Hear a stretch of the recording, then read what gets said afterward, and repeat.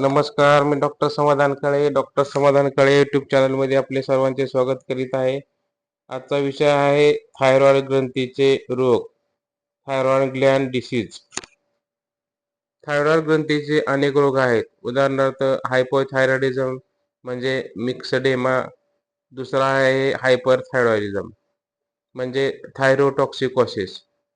Thyroid ग्रंथीचा अपक्षय झाल्यामुळे hypothyroidism होतो आणि थायरॉइड ग्रंथी वाढल्यामुळे थायरोटॉक्सिकोसिस किंवा हायपरथायरॉइडिझम हा गंभीर रोग होतो. तर थायरॉइड रोग होण्याची लक्षणे काय आहेत?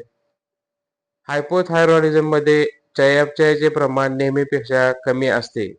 त्यामुळे रुग्णाच्या हालचाली मंद होतात. इतरांपेक्षा त्यांना जास्त थंडी वाजते, बद्धकोष्ठता होते आणि वजन वाढते. त्वचा कोरडी आणि खरखरीत असते, केस जाड असतात, चेहरा सुजल्यासारखा असतो, नाडीचे ठोके कमी असतात, पाठ आकडते आणि सांधे दुखतात. हायपरथायरॉइडिझम मध्ये रुग्ण चंचल आणि अशक्त असतो.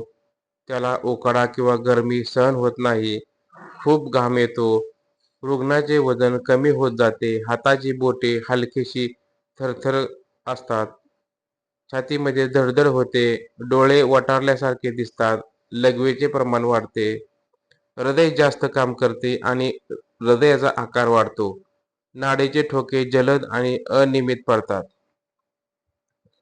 आता थायरॉइड ग्रंथीचे रोग होण्याची कारणे काय आहेत? थायरॉइड हार्मोनची निर्मिती कमी प्रमाणात असेल तर हायपोथायरॉइडिझम असे म्हणतात. पिट्युटरी ग्रंथीचे काही रोगामुळे थायरॉइड ग्रंथीच्या कामावर परिणाम होतो. बदल हळूहळू दिसतात. थायरॉइड हार्मोनचे प्रमाण वाढले तर त्याला हायपरथायरॉइडिझम असे म्हटले जाते. त्याची लक्षणे दिसायला चालू होतात. त्यामुळे चयापचयाचा वेग वाढतो. मानसिक आणि शारीरिक ताण हे सुद्धा या रोगाचे कारण आहे. आनुवंशिकता हे सुद्धा कारण असू शकते. परंतु मुख्य कारण आहे खाण्यापिण्याच्या वाईट सवयीमुळे शरीरामध्ये विषारी आणि टाकाऊ पदार्थ साठतात किंवा इतर रोगावर काही आधुनिक औषधी घेतली तर त्याचे दुष्परिणाम म्हणून विषारी पदार्थ शरीरामध्ये साठतात आणि तेथेच आंबतात. हे पदार्थ बाहेर टाकण्याचे काम थायरॉइड ग्रंथीचे असते आणि कामाचा ताण या ग्रंथीवर जास्त पडला तर हा रोग होतो. आता ह्याच्यावर उपचार काय आहेत? हायपरथायरॉइडिझम असो किंवा हायपोथायरॉइडिझम असो, या रोगावर उपचार करताना आहारापासूनच सुरुवात करायला हवी. यासोबत भरपूर विश्रांती सुद्धा आवश्यक आहे. सुरुवातीला रुग्णाने 5 दिवस फळांचा रस घेऊन उपवास करावा. संत्री, सफरचंद, अननस, द्राक्षे अशा फळांचा रस सकाळी 8 ते रात्री 8 वाजेपर्यंत दर 2 तासांनी घ्यावा. याच काळात गरम पाण्याचा इनिमा घ्यावा. नंतर काही दिवस फळे आणि दूध असा आहार घ्यावा. 3 दिवसानंतर संतुलित आहार सुरू करावा. यामध्ये विविध प्रकारच्या बिया, कवच फळे, धान्ये, भाज्या आणि फळे याचा समावेश असावा.